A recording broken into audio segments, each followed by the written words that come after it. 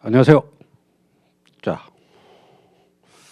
회계사 시험에서 기업법, 상법의 이제 출제 경향, 또 출제 범위, 또 공부 방법에 대해서 한번 검토를 해보겠습니다. 원래 출제 과목 제목은 상법이었죠. 24년도까지. 자, 그다음에 25년도 이후부터는 상법이 기업법으로 바뀌었습니다. 내년부터 여러분 이제 시험 공부하는 여러분들이 내년부터는 기업법으로 시험을 보게 되는 거죠. 뭐 내용이 크게 바뀐 건 아니고, 자, 상법이 이제 총 6편으로 이루어져 있는데, 우리가 상법 시험 볼 때는 상법 총칙, 그 다음에 상행위법, 그다음 회사법, 그 다음에 보험법, 해상, 항공, 이게 상법의 전체거든요. 근데 보험회사 항공 원래부터 시험 범위가 아니었고요. 여기에 추가된 게 이제 어음수표법. 어음수표는 상법에 들어있지는 않았습니다. 그러나 일반적으로 통상적으로 어음수표는 상법에 포함시켜서 시험에 출제하고 뭐 상법에 포함시키기도 합니다. 자, 이제 시험 과목이 개편되면서 총칙 상행위는 그대로 갑니다.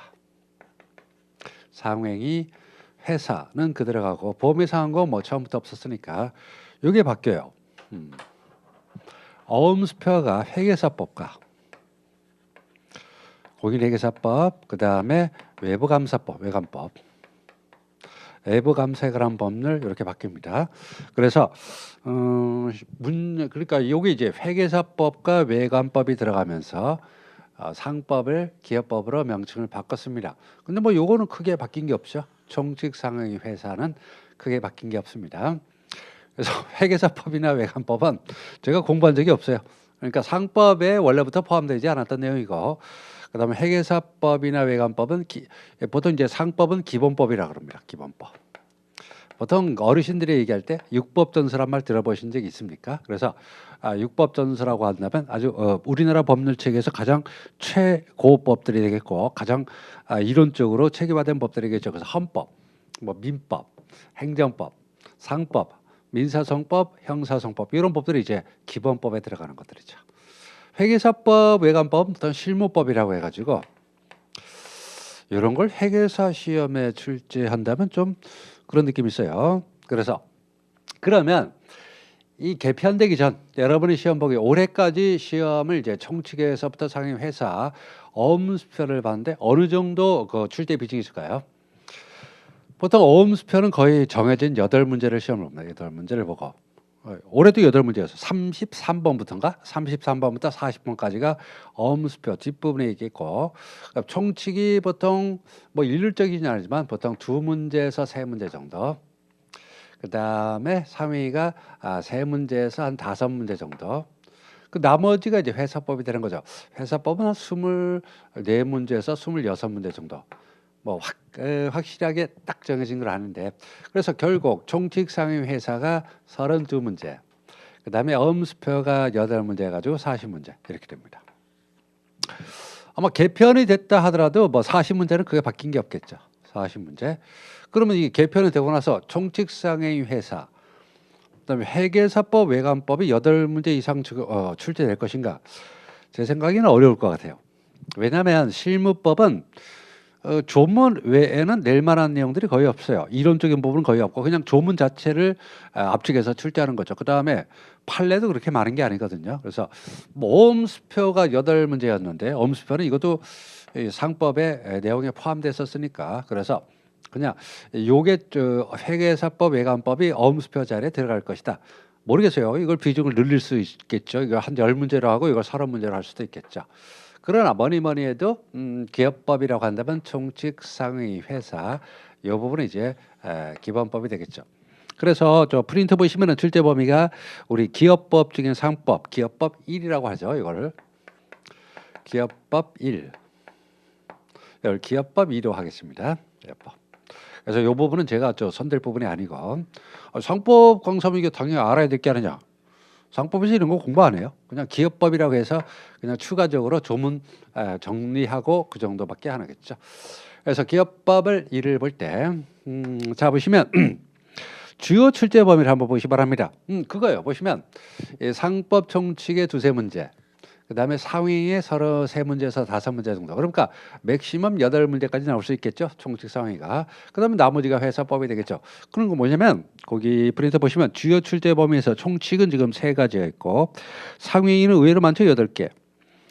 그러니까 상위가 실제로 총칙보다 낼 만한 부분이 훨씬 많습니다.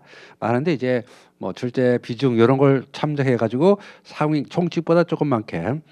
회사법은 제가 지금 회사법은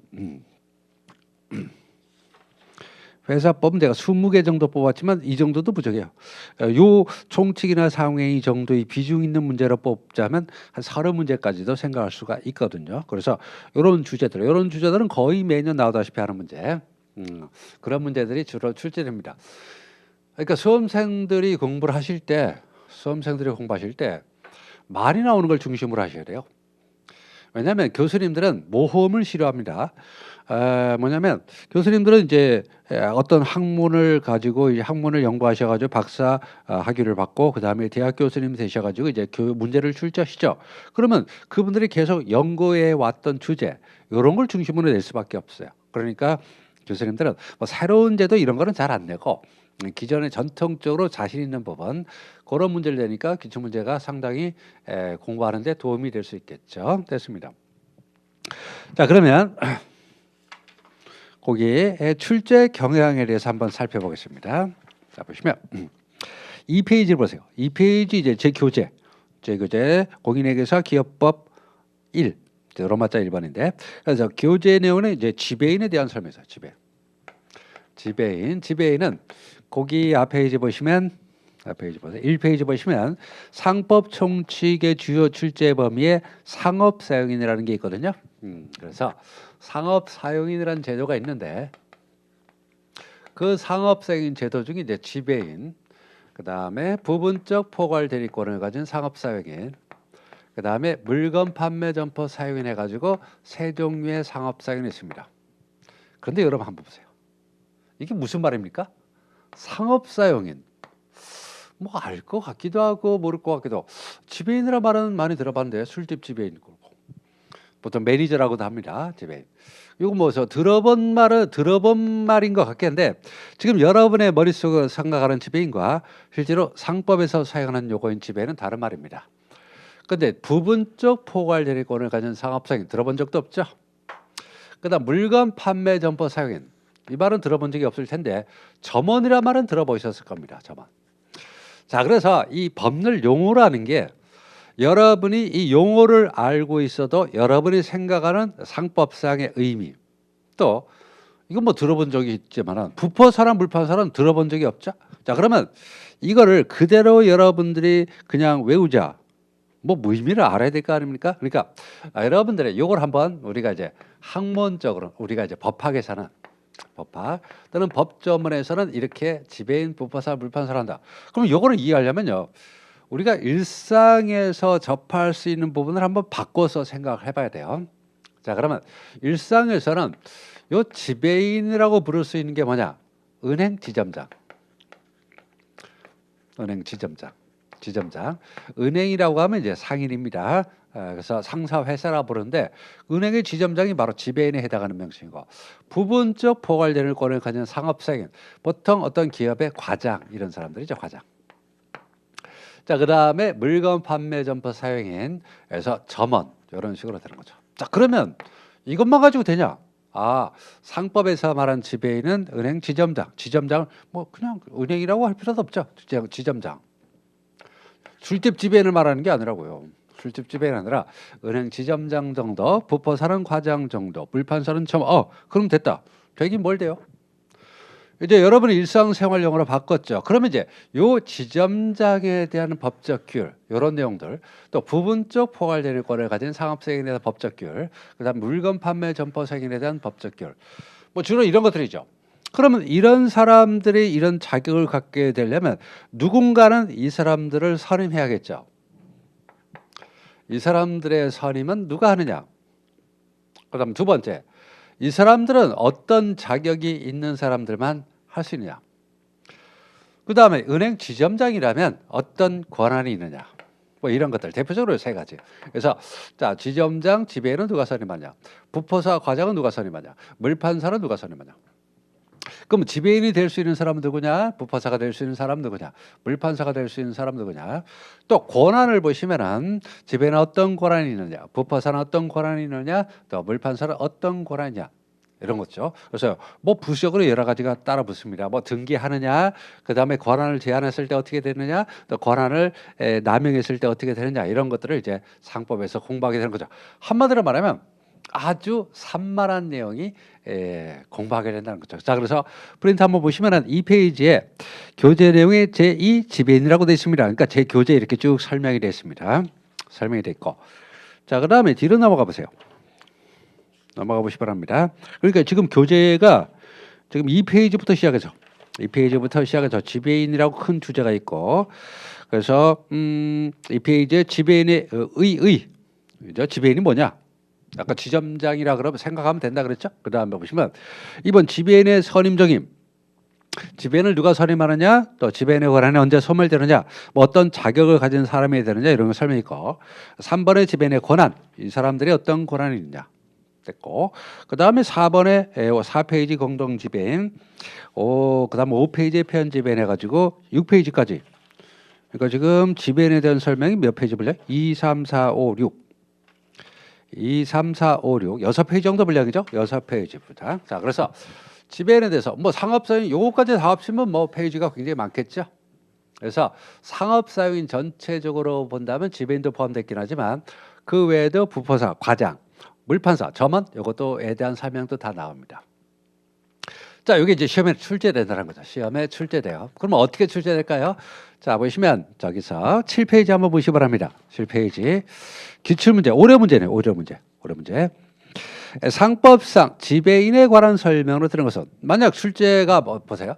상법상 상업사용인에 대한 설명으로 틀린 것은 이렇게 된다면 지배인뿐만 아니라 부포사, 물판사까지 포함하는 아주 광범위한 문제로 출제하겠죠. 근데 지금 이 문제는 상법상 지배인에 대한 설명으로 틀린 것은, 그렇게 물어보면 요거 지배인, 그러니까 부포사나 물판사는 따로 내지 않고 지배인에 대해서만 물어보는 거죠. 자, 그러면 제 교재하고 그 다음에 여기 기출문제, 올해 기출문제하고 어떻게 매치되는지 한번 보시기 바랍니다. 그러니까 수험생들이 보통 이렇게 생각해요. 법학을 공부하지 않은 수험생들은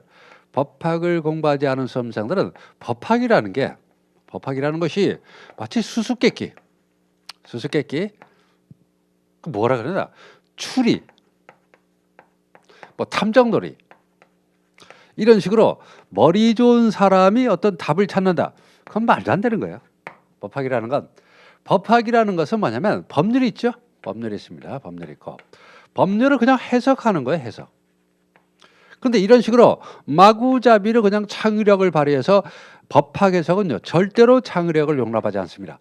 그러니까 뭐라 그래, 예술적인 감각을 갖고 어떤 그 반짝반짝하는 그 창의력을 가지고 나는 이렇게 해석한다. 웃기는 소리 하지 말라는 거죠. 그 해석은 엄밀한 유권 해석에 따릅니다. 즉 권위 있는 사람들의 해석만을 따라야 돼. 여러분이 머릿속으로 해석하는 건 전혀 의미가 없어요. 아무 의미 없어요. 여러분 머리가 IQ가 200이라도 아무 소용없습니다. 그래서 유권에서 먼저 학자분들이 해석을 하는 거죠. 뭐 여러분 머리로도 해석할 수 있겠죠. 그럼 아무 가치 없는 겁니다. 학자분들의 해석, 해석은 갈릴 수도 있어요. 많은 학자분들이 동의하는 통설, 아니다, 나는 요거를 그런 식으로 해석할 수도 있겠지만 나는 다른 방법으로 해석하고 싶다. 그래서 소수설 이렇게 하는 거죠. 그러니까 학자분들의 머릿속에서, 학자분들은 대부분 박사 과정을 밟았고 수십 년 동안 연구를 하시면서 교육을 하셨으니까 그 조문을 제대로 해석할 수 있는 능력이 있겠죠. 그럼에도 불구하고 해석이 갈리는 수가 있습니다. 그런데 이게 이제 실제로 문제가 됐다는 거죠. 문제가 됐어요. 누군가 소송을 제기한 거죠. 소송을 제기하게 되면 법원이 있습니다. 법원에서 뭔가 판결을 해야 될 거 아니에요. 법원은 절대로 소제기에 대해서 난 이건 법률이 없으니까, 또는 이거 해석을 못하니까 난 이 재판을 못 해주겠다 이렇게 거부할 수 없고, 재판을 거부할 수 없거든요. 그런 법원에서는 판결로서 해석하는 거죠. 판결로서 해석한다는 거죠. 그럴 때 그러니까 여러분의 창의력 그런 건 다 집에다 놔두시고 법학을 공부할 때는 창의력은 내다 버리고 이 유권의 법원의 이 법률을 어떻게 해석했는지 이제 학자분들은 어떻게 해석하는지 또 법원은 어떻게 해석하는지 대부분은 그래요. 대부분은 통설과 판례가 일치하는 게 많습니다. 물론 소설과 판례와 그다음에 학자분들의 의견이 대립하는 경우도 있지만 종종 있어요. 그렇지만 대부분 통설의 견해와 법원의 판결이 거의 유사하게 되는 경우가 많습니다. 됐죠? 이거를 여러분들이 아주 꼼꼼하게 따라야 됩니다. 즉 법학은 창의력을 용납하지 않습니다. 왜냐하면 국회에서 만든 법률에 대해서 자기 나름대로 제각각 해석하고 그 해석한 바에 따라 행동하면 그야말로 법은 하나밖에 없는데 우리나라 국민은 수천만 명이죠. 거기다가 장사하는 사람도 한 수백만 명은 될 겁니다. 상법은 상인, 장사하는 사람에 대해서 적용되는 법이니까 제멋대로 해석한 거, 내가 해석한 게 맞다. 나는 머리가 똑똑하니까 그걸 내가 해석했다. 그래가지고 해석하고 만약에 하게 되면 이건 엄청난 혼란이 올 거 아닙니까? 그래서 적어도 법을 공부할 때는 이런 잡스러운 생각은 버리고, 그러니까 사람들이 머리가 좋은 사람이 법학 공부를 잘한다. 아마 회계사의 회계나 또는 세법도 마찬가지일 거예요. 머리가 좋은 사람은 안 됩니다. 머리가 좋은 사람은 예술적으로 해야지 법학을 하면 안 됩니다. 그러면 어떤 사람이 법학에 적합하냐? 꼼꼼한 사람. 그리고 어떤 의견이나 해석에 대해서 항상 열린 마음으로 그럴 수도 있고 안 그럴 수도 그렇지만 판례는 이런 판결을 냈으니까 난 그걸 받아들이겠다. 그러니까 이 법학을 공부할 때는 그런 꼼꼼하고 그다음에 열린 마음으로 받아들일 수 있는 거, 그리고 여러분의 생각을 좀 줄이고 이거는 다른 사람들이 어떻게 해석하냐, 학자분들이 어떻게 해석하냐, 법원이 어떻게 해석하냐 하는 문제를 살펴보는 거죠. 그래서 이 해석에 따라서 이제 상법을 공부하게 기본법들은 다 그렇게 하는 겁니다. 헌법에서부터 시작해서 창의성 있는 해석 그런 건 용납하지 않습니다. 자, 그렇다면 저 보시면 1번에 상법상 지배인에 관한 설명을 드린 것은 이견이 있으면 판례이라. 이거 보시면 자, 상법을 해석하는 문제에 있어서 보시면 이제 해석을 해야 되죠. 해석하는데 그럼 학자분들은 이제 통설과 소설에 따라서 해석할 수 있겠죠. 다만 이것이 심각하게 대립해서 실제로 소송이 문제되면 판결에 따라서 해석을 해야 될 겁니다. 그러니까 그 끝에서 말하는 건 이거예요. 네 생각은 중요한 게 아니라 우리나라 학자분들의 생각이 중요하다는 거죠. 그리고 이게 대립이 된다면 판례를 알고 있어야 된다는 거죠. 판례 모르면 꽝입니다. 변호사는 어떤 사람일까요? 판례를 많이 알고 있는 사람. 판사님은 어떤 사람일까요? 판례를 만들어낼 수 있는 능력. 즉 이런 해석을 참고해서 어떤 올바른 결정을 내릴 수 있는 능력, 그런 분들이 판사님이 되겠죠. 그래서 결국 다툼이 있으면 판례에 따르죠. 그래서 요즘에는 이 변호사 시험도 그렇고 오히려 이 학설보다는 판례를 중심으로 출제합니다. 판례 중심으로. 그래서 문제당 보통 한 문항 정도는 판례가 늘 들어가는 게 대표적입니다. 자, 그러면 우리 한번 어떤 식으로 공부하는지 한번 볼까요? 자, 그러면 이제 이렇게 앞에 있는 지배인에 대한 설명이 쭉 있습니다. 그러면 요 1번 문제 여기서 앞에 저희 교재에 있는 내용과 어느 정도 중복되는지 한번 보겠어요. 자, 그러면 7페이지 1번. 상법상 지배인에 관한 설명을 들은 것은 1항 지배인은 지배인이 아닌 점원 기타 사용인을 선임 해임할 수 있다. 아까 그 사용인이 세 종류가 있다고 그랬잖아요. 지배인, 부판사, 물판사. 그러니까 지배인은 지배인이 선임할 수 없지만은 점원 기타 사용인을 선임 해임할 수 있죠. 자, 그러면 교재 보시 바랍니다. 자, 보시면 4페이지 맨 위에 보세요. 4페이지 메뉴 보시면 반가로 위반한 세 번째 줄 또한 지배인은 지배인이 아닌 점원 기타 사용인을 선임하거나 해임할 수 있다. 그렇죠? 이건 맞는 것이고. 자, 그러니까 1항은 맞습니다. 자, 2항 지배인의 행위가 영업에 관한 것인가 여부는 지배인의 행위 당시 다시 7페이지로 돌아오는 겁니다. 지배인의 행위가 영업에 관한 것인가 여부는 지배인의 행위 당시 주관적 의사와는 관계없이 그 행위의 객관적 성질에 따라서 추상적으로 판단돼야 한다. 이거 판례인데, 자, 앞으로 와서 자, 보시면 4페이지 보시기 바랍니다. 4페이지 역시 반가로 3번 지배인에 관한 지배권의 제한 있죠. 자, 지배권의 제발 거기 아닌데? 요거 아니고 어디 있지? 거기 있구나. 3페이지 보시면 거기 큰 박스로 3번 지배인의 권한 이렇게 돼 있고, 자, 가로 1번의 지배권의 내용에서 반가로 1번의 영업에 관한 행위입니다. 근데 그 밑에 첫 번째 판례 보시기 바랍니다. 첫 번째 판례. 지배인의 행위가 영업에 관한 것인가 여부는 지배인의 행위 당시 주관적 의사와 관계없이 그 행위의 객관적 성질에 따라서 추상적으로 판단한다. 이렇게 돼 있죠. 판례. 그러니까 여기서 이제 지배인은 영업에 관한 재판상 재판의 모든 행위 할 수 있다. 조문에 그렇게 돼 있습니다. 그러니까 근데 이제 영업에 관한 행위, 자, 이런 겁니다. 해석을 하는데 지배인은 영업에 관한 재판상 재판의 모든 행위 할 수 있다 그랬어요. 그래서 야 그러면 영업에 관련된 행위라는 건 어떤 행위냐 이렇게 의문이 들겠죠? 의문이 안 들어요? 그러니까 모르니까 의문도 안 들죠. 근데 이제 연구를 하신 분들은 학자분들은 야 영업에 관한 행위가 뭐지? 이런 생각을 하게 됐다는 거예요. 그래서 학설은 통설은 야 지배인의 주관적 의사는 상관없다. 객관적으로만 판단한다.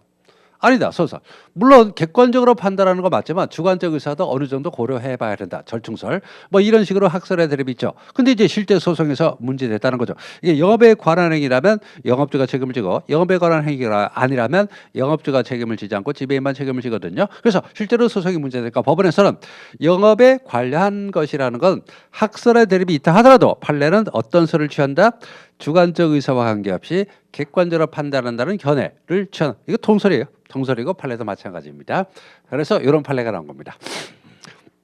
그러니까 조문에 대해서 의심의 여지 없이 하나로만 해석될 수 있다면 학설도 필요 없고 법원의 판결도 필요 없죠. 그럴 때는 판례가 없어요. 근데 조금이라도 의심의 여지가 있으면 학설이 만들어지고 판례가 만들어진다는 거죠. 근데 학설은 그렇게 볼 필요 없어요. 판례를 중심으로 외우는 거죠. 자, 그래서 이 항도 정리가 됐네요. 다시 7페이지로 들어가서. 그래서 객관적 성질에 따라서 추상적으로 판단한다. 됐고. 자, 그 다음에 3항. 지배인의 대리권에 대한 제한은 선의 제3자에게 대항하지 못한다. 자, 볼까요? 4페이지 보시기 바랍니다. 4페이지. 지배권의 제한. 지배인의 대리권에 대한 제한은 선의 제3자에게 대항하지 못한다. 맞네요. 그렇죠? 됐고. 다시 돌아가서. 자, 그 다음에 1번 문제상. 표현 지배인은 지배인과 동일한 권한이 있는 것으로 보나 재판상 행위에 관한 사는 그러하지 아니하다. 자 볼까요? 편집인 5페이지 한번 펴보시기 바랍니다. 5페이지. 편집인이란 뭐냐? 의해서 편집인이란 지배인이 아니면서 본점 또는 지점의 본부장, 지점장 그 밖에 지배인으로 인정되거나 명칭을 사용하는 자를 말한다. 가짜 지배인. 가짜 지배인인데 그 가짜가 아주 진짜와 흡사할 때는 표현이라 말을 씁니다. 그러니까 표현이라 말은 가짜는 가짜예요. 그러나 누가 봐도 알 수 있는 가짜가 아니라 깜빡하면 속을 수 있는 거의 진짜 같은 가짜, 즉 이미테이션으로 짝퉁으로 본다면 S급 짝퉁 정도. 누가 봐도 지배인 맞는데 이렇게 생각할 때를 바로 표현 지배인 부릅니다. 그런데 보시면 표현 지배인에서 어디 있지? 자 보시면은 6페이지 보시기 바랍니다. 6페이지 방가로 4번의 중간에 영업에 관한 거래 행위. 변지배인 행위는 영업에 관한 행위로서 통상 지배인의 권한으로 인정될 수 있는 범위 내의 행위다. 따라서 거래 행위라고 볼 수 없는 재판상 행위는 제외된다는 거죠. 맞나? 저거 1번 문제 사항에서 재판상 행위에 대해서는 그렇지 않다. 맞죠? 됐습니다. 됐고. 자 그럼 5항. 자 1번 문제 5항. 상인이 수인의 지배인에게 공동으로 대리권을 행사할 경우 그 수인의 지배는 선임 등기함으로써 지배인의 권한을 갖는다. 자 볼까요? 공동 지배인 어디 있을까요? 공동 지배인. 자 보시면 5페이지 보시기 바랍니다. 5페이지 그 편집인 위를 보시기 바랍니다. 위를 보세요. 보시면 등기 공동지배인의 선임과 변경사항은 지배인을 둔 본점 또는 지점에서 등기한다.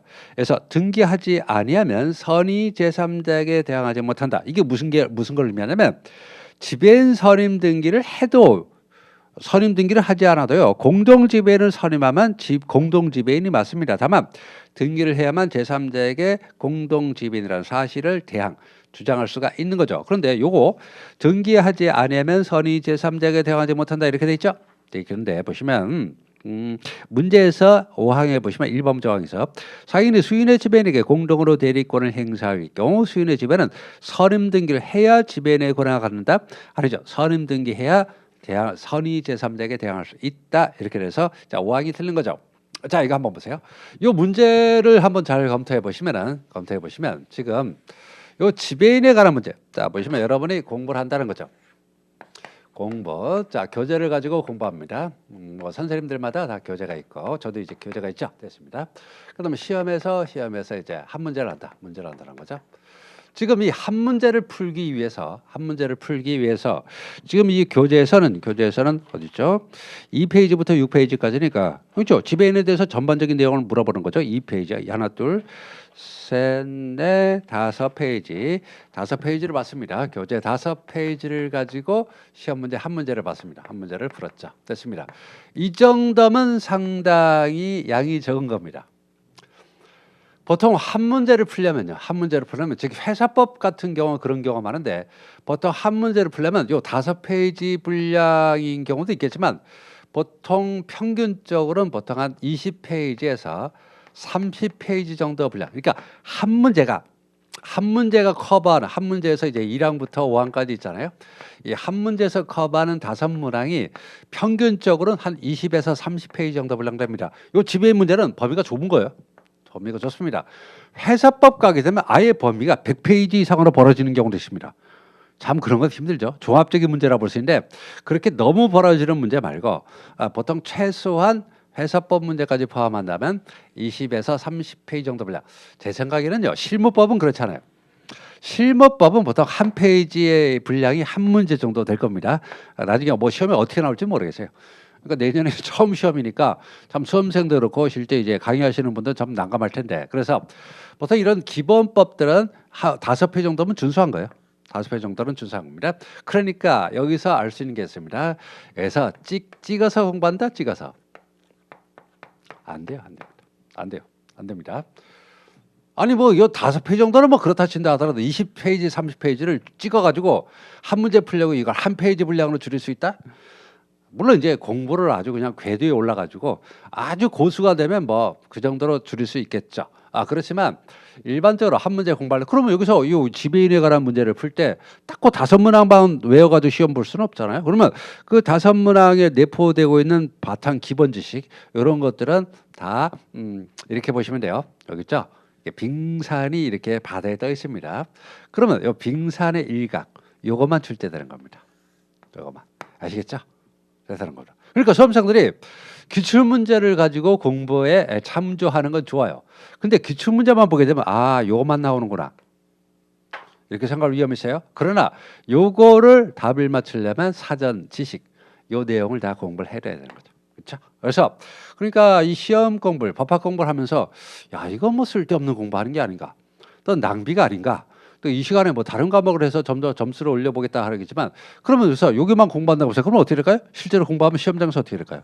시험장에서 이렇게 되는 거예요. 시험장에서 이게 이것만 공부했으니까 실제로 이렇게 되는 거죠. 네? 그럼 못 맞추는 거죠 뭐. 요 정도 내용을 알고 있어야 한 문제 맞출 수 있는데 그럼 요 정도만 공부한다 그러면 어떻게 될까요? 실제 시험장에서 이렇게 되겠죠? 실제 시험장에서 이렇게 요것만 그러니까 남들은 이게 밑에 묵직하게 받쳐주고 있는데 공부라는 게 공부하는 양이 묵직하게 받쳐져서 그나마 요만큼 나온 것을 쉽게 맞추지만 그냥 피상적으로 그냥 기출 문제만 요것만 나왔으니까 요것만 보겠다 그러면 어떻게 될까요? 그렇게 되면 이렇게 되는 거죠. 그러니까 요거밖에 못 푸는 거죠. 이거 뭐 객관식 문제 풀 때는 많이 맞춘 것 같은데 아니 한 번 보고 두 번 보고 보면 다 아는 거 아닙니까? 근데 그것만 아는 거죠. 그러니까 그래서 이 5페이지 분량에서 이런 식으로 1번 문제 낼 수 있겠지만 또 다른 그 관점에서 지금 이 5페이지 분량 중에 요 지문에 안 들어있는 것도 많잖아요. 그러니까 똑같은 제목은 똑같은 지배인에 관한 문제라 하더라도 내용이 전혀 다른 문제가 나올 수 있겠죠. 됐습니다. 그래서 그 기출 문제를 참고로 해서 공부하는 건 좋아요. 근데 너무 기출 문제에 매달리게 되면 뭐라 그래야 되나, 공부가 너무 얕게, 물론 너무 깊게 공부하는 것도 바람직하지 않습니다. 예컨대 뭐 판례로 아주 도배를 하는 변호사나 법무사 시험 같은 문제, 그런 문제를 보면 정말 이런 식으로 공부해야 되냐? 또 그런 건 안 좋아요. 시험마다 그 문제 출제 경향이 다르니까. 그렇다 하더라도 너무 기출 문제에 매달려 가지고 뭐 이것만 보면 되지 않냐? 그럼 너무 얕아요. 너무 얕으니까 상당히 위험도가 올라가는 거죠. 물론 뭐 기출 문제만 싹 그거만 낸다 그럴 수도 있겠지만 또 출제자 입장에서 출제 교수진이 바뀌거나 그러면 전혀 새로운 유형의 문제가 나올 수 있으니까 자 이런 식으로 그래서 한 문제를 맞추려면 뭐 적으면 한 5페이지 정도 분량, 많으면 한 30페이지 정도 분량, 그걸 이제 완벽히 숙지하면 이제 문제를 맞출 수 있죠. 자, 그런데 시험이라는 건 항상 리미트가 있죠. 자, 여러분 보세요. 자, 그럼 이제 거기 공부 방법을 한번 넘어가 보겠습니다. 공부 방법. 자, 한번 생각해 보세요.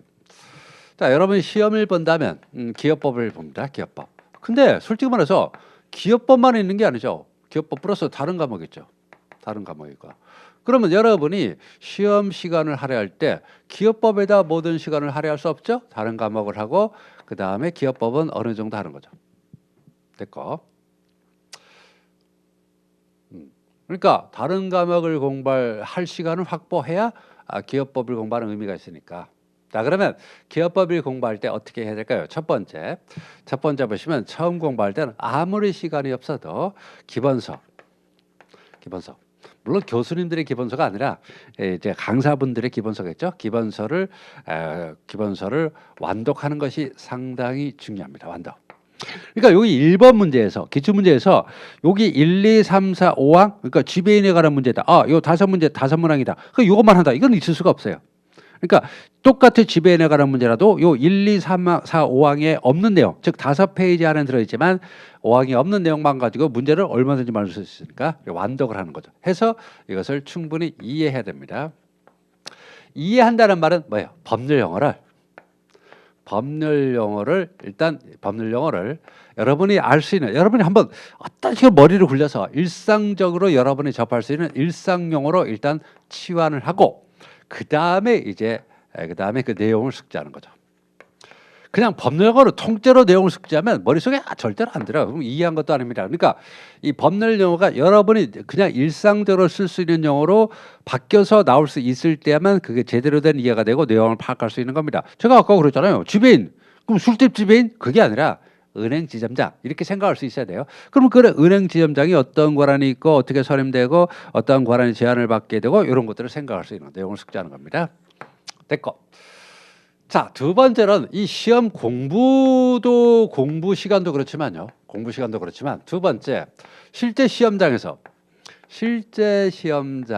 상에서 딱 한 문제당 평균적으로 1분의 시간을 줘줍니다. 한 문제당 1분. 자, 그런데 보시면 이걸 여러분들이 기본서를 완독해서 이해하고 내용을 이제 파악을 했다고 보세요. 근데 이거를 지금 5페이지 분량이 지금 한 문제로 돼 있죠? 그럼 이제 많은 거 20, 30페이지 분량을 한 거죠. 그럼 내용을 알았어요. 그러면 문제당 1분밖에 없는데 이 내용을 1분 만에 머릿속에서 바로 뽑아낼 수 있습니까? 왜 그런 거잖아요. 훈련은 실전처럼, 실전은 훈련처럼. 어떤 그 문제를 봤을 때 거의 본능적으로 답을 찾을 수 있게 그렇잖아요. 그래서 뭐 올림픽 선수들이라든가 또는 이제 군인 그런 분들은 어떤 상황이 처해졌을 때 그냥 기계적으로 몸이 반사적으로 나가야 된다 그러잖아요. 그런데 머릿속에 들어는 있어요. 그래서 머릿속에는 가지고 있는데 이걸 한 문제당 딱 1분 만에 뽑아낸다. 이건 엄청나게 힘든 겁니다. 그러니까 내용을 알아요. 그리고 이게 이제 답안지도 다 되고 이제 집에 와서 생각을 해보는 거죠. 내가 아는 건데 시간만 있었으면 다 똑같이 40분 주는 건데 한 문제 거기 한 과목당 그건 용납이 안 되는 거죠. 자, 그러면 이해를 했죠. 자, 다음에는 내용을 이해했으면 일단 압축, 물론 이제 암기를 해야 돼요. 암기를 해야 됩니다. 암기.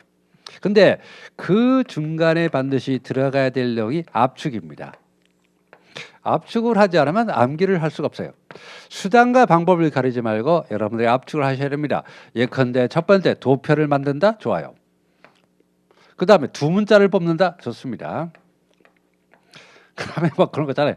연상기억법 뭐 이런 식으로 기억법 뭔가 딱 떠오르면 그냥 줄줄이 나오는 그런 것들 하여튼 이거 불문하고 방법과 수단을 가리지 않고 수단과 방법을 가리지 않고 뭐 도표를 만든다 두 문자를 뽑는다 연상기억법을 사용한다 이런 식으로 해가지고 요거를 압축을 한 다음에 암기하는 거 바로 답이 나와야 된다. 즉 증문즉답. 왜 그 불교에서 그런 거 있잖아요. 증문즉답. 물어보면 바로 답이 튀어나와야 돼요. 그러니까 생각 좀 해보고 한 문제당 1분인데 뭔 생각을 합니까? 그래서 보통 수험생들 중에 보통 이제 학구적인 수험생들이 있어요. 그러니까 재밌다고요. 이것도 재밌고 법률 용어를 일상 용어로 바꾸는 것도 좋고 내용 보는 것도 재밌어요. 재밌는데 문제는 여기서 멈추면 안 돼요. 여기서 멈추면 재미있는데 시험장에서 답을 빨리 찾기 어렵다는 거죠. 그래서 여러분 스스로 강사분들도 대부분 여기에 집중합니다. 뭐냐면 한번 들으면 뭐 상법은 그래요. 상법은 세법도 무작위 세법은 상법보다 훨씬 더 어려워요. 그래서 세법은 한 번 들어도 머릿속에 잘 안 들어오는 경우가 많지만 상법은 기본법들이 그래요. 기본법들이 가만히 들어보면 다 맞는 말이에요. 맞는 말. 말도 안 되는 말은 없어요. 그러니까 숙제하고 나면 항상 여러분들이 혼자, 물론 이제 강사분들이 저도 그렇지만 도표도 그려드리고 두 문자도 뽑아드리고 이제 어떤 걸 연상하는 거죠. 이런 단어를 가지고 이런 연상해 가지고 암기할 수 있도록 도와주는데, 그거 말고도 여러분이 강사의 도움도 필요하겠지만 여러분 스스로 암기해서 빨리 풀 수 있도록 하는 겁니다. 이게 필요하죠. 그래서 저는 이런 생각을 해요. 보시면 이 상법, 기업법 과목은 먼저 수업을 들으면서 이해를 한다. 그 다음에 복습을 하면서 다음에 압축을 한다. 됐죠? 됐습니다. 그러고 나서 이제 객관식 문제를 푸는 거죠. 객관식 문제를 풀면서 요 압축한 내용을 한번 적용을 해보는 거죠. 암기와 그 다음에 적용. 내가 압축한 게 제대로 압축했구나. 자, 그러면 이제 암기해보자는 거죠. 암기해가지고 이제 문제를 푸는 거죠. 문제를 푸는 이유는 시간. 여러분이 40분 안에 40문제를 풀 수 있는지, 그러니까 이거죠. 결국은 시험을 합격을 해야 뭐 2차 시험을 볼 수 있는 거니까. 그럼 1차 시험은 수준 낮다? 수준이 낮죠. 2차보다는 당연히 수준이 낮은 공부입니다. 2차 공부가 진짜 회계사 공부고 1차 공부는 일종의 교양 필수 정도 되겠죠. 그러니까 수준이 낮은 건 맞아요. 근데 수준 낮은 걸 붙어야 뭐 2차를 보든지 말든지 할까요? 수준 높은 만 공부할 겁니까? 그럼 2차 시험장에 평생 못 들어가지. 1차를 떨어지니까. 수준 낮은 공부지만 그래도 체계적으로 먼저 수업을 들으면서 이해한다. 복습을 하면서 압축을 한다. 그 다음에 근데 이게 압축이 제대로 됐는지는 문제를 풀어봐야 알아요. 내가 이렇게 줄였는데 내가 뭔가 압축을 하긴 했지만 필요한 부분을 빠뜨렸구나. 또 쓸데없는 부분을 집어넣거나 이렇게 하면서 문제를 풀어가면서 이 압축을 정리하고 그 다음에 암기. 그러니까 문제 풀 때 풀고 나서 반드시 틀린 문제든 맞은 문제든 어쨌든 반드시 암기해야 됩니다. 그래서 이제 적용하면서 거기다가 문제 풀이 스킬, 노하우를 기르는 거죠. 그래서 시간 안에 풀 수 있는 연습을 하는 겁니다. 그래서 저는 항상 그다음 이해, 압축, 암기 요 세 가지 과정이 필요하다. 그래서 수업을 할 때는 이해, 복습을 할 때는 압축, 문제 풀면서 암기와 그다음에 암기의 내용을 적용하는. 그러니까 문제 풀면서 압축 부분을 약간 가감을 하는 거예요. 요거는 빼고도 되고 요거는 다시 집어넣어야 되겠구나. 그다음에 그 완성된 것을 암기하는 거죠. 됐습니다. 자, 그리고 여러분이 어느 정도 수준의 공부를 해야 될 것인가 하는 문제죠. 자, 그러면 적어도 객관식, 뭐 변호사 시험이야 객관식, 주관식, 상법 다 있습니다. 그러면 수준을 볼 때 변호사 시험 문제, 그 다음에 법무사 시험 문제, 그 다음에 회계사 시험 문제, 그 다음 세무사 시험. 세무사는 회사법밖에 없죠. 법원직 시험 문제, 근데 보시면 여러분들이 나중에라도 뭐 우연이라도 변호사, 법무사, 법원직, 특히 변호사, 법무사 기출문제 풀어보면요, 여러분 손도 못 댈 겁니다. 그리고 이렇게 생각할 거예요. 아니, 강사가 왜 이런 것도 설명 안 해주고 왜 변호사, 법무사 시험 문제 풀어보니까 반도 못 맞춘다. 실제로 그래요. 변호사나 법무사 시험에서는 합격생들의 점수가 50, 60이에요. 100점이 아닙니다. 무작 엄청 어려요. 법원직은 좀 그렇게 어렵지 않고, 그런데 회계사, 세무사 쪽은 한번 해보세요. 변호사나 법무사, 법원직에서 보통 합격권에 든 수험생이 변호사, 법무사 시험에서는 보통 65점 정도면 합격점에 들어갑니다. 회계사나 세무사 쪽은 한 85점 정도 맞아야죠. 85점 정도만, 뭐 80점도 되고 한 90점 이상 되겠지만 보통 85점 정도 맞아야 안정권이다 이렇게 얘기해요. 법원직도 한 70, 한 70에서 75 정도, 이 정도 됩니다. 그러니까 보시면은 시험에 맞는 공부를 하셔야 돼요. 그러니까 여러분이 회계사 시험에서 난 85점으로 만족 못한다. 난 100점 맞아야겠다. 그러니까 다른 어려운 시험들, 변호사나 법무사 시험 쪽 문제를 풀어보겠다. 아니면 뭐 법원직 시험 문제를 풀어보겠다. 뭐 참고용으로 풀어보는 건 좋아요. 뭐 나쁜 건 아닌데, 그렇다고 해서 그 본질인 회계사 시험 기출 문제 그 정도의 공부를 해야 되는 것이지, 변호사나 법무사, 법원직 쪽으로 그런 쪽으로 공부한 방향을 잡으면 안 됩니다. 이렇게 생각하면 안 돼요. 제가 이게 수준이라 그러는데, 수준이라 그러지 말고 난이도라고 하죠. 난이도. 그러니까 변호사나 법무사 문제는 아주 고급진 문제고, 훌륭한 문제고 그다음에 회계사 시험에서 추정해야 될 문제다. 그거 아니에요. 그거 아닙니다. 이 자격증의 성격 또는 시험의 성격에 따라서 필요하기 때문에 아주 어려운 판례들을 내 가지고 이렇게 난이도가 올라간 거지. 절대로 회계사 세무사 시험 문제 수준이 낮다. 난 수준 낮은 공부 안 할 테니까 이런 문제 많이 풀어보겠다. 도움 하나도 안 돼요. 하나도 안 됩니다. 하나도 안 돼요. 뭐 그건 반대도 있겠죠. 변호사나 법무사 수험생들이 회계사 세무사 시험 문제 봐봐요. 아무 도움도 안 돼요. 그러니까 상법은 맞지만 똑같은 상법의 내용이지만 그 문제 그 시험에서 필요한 상법 내용이 다르기 때문에 그런 거지. 그래서 제가 말씀드리고 싶은 것은 여러분이 여기서 객관식 문제를 풀어본다 그랬죠. 그러면 회계사 기출 문제가 제일 좋은 겁니다. 제일 좋은 것이고 뭐 법원직이나 변호사, 법무사, 세무사 기출 문제 같은 건 그냥 참고용으로 그렇게 있다더라. 좀 이상한 특이하네 이런 식으로 생각하시면 되겠습니다. 보통 변호사, 법무사 시험 문제 같은 경우는 보통 한 페이지당 보통 2문제가 나옵니다. 한 페이지당. 여러분 상상할 수 있겠습니까? 문제지가 이렇게 되는데 문제지가 변호사, 법무사 같은 1번, 여기 15번, 16번 이렇게 나와요. 16번.